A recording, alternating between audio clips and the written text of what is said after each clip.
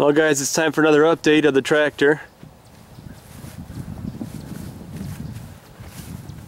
You can see now we've got a gas pedal and a brake pedal. And the reason everything looks so funny here is because this was all one assembly originally. This was on a go-kart, but I cut it in half and I fit it in here the best that I could, so it all sat on the footrest here of the tractor. And I did have to cut the one pedal to be a little bit shorter so that your foot doesn't graze the gas pedal when you apply the brake. I haven't hid the throttle cable yet. I also got the exhaust done.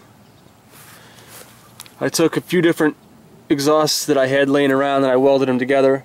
That piece there I used that was originally from this engine because it was the only thing that I had that would clear this frame. As you can see, there's not a lot of room between the motor and the frame of the tractor.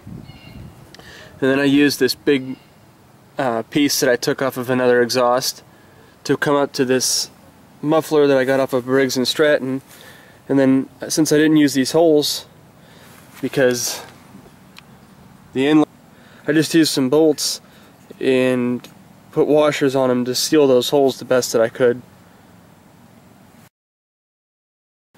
On the shifter I pounded this piece of metal into the pipe and then I slid this handle over it. So here's how the shifter is set up.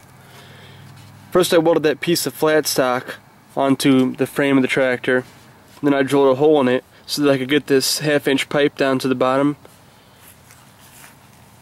And then down here on the transaxle I took a socket, which you can see right here, and I got a socket that fit tight into the 1/2 inch pipe, and then I drilled a hole through both of them so that I could pin them, and then I welded the socket to the original shifter shaft.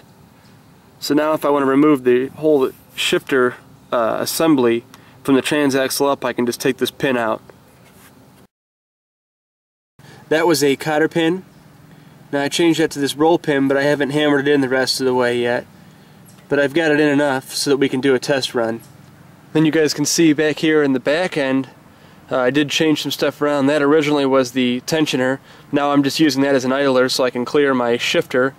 And this is the tensioner. The reason for that is if you put the tensioner on this side and the belt spins in that direction, it pulls the tensioner in and the pulley will slip.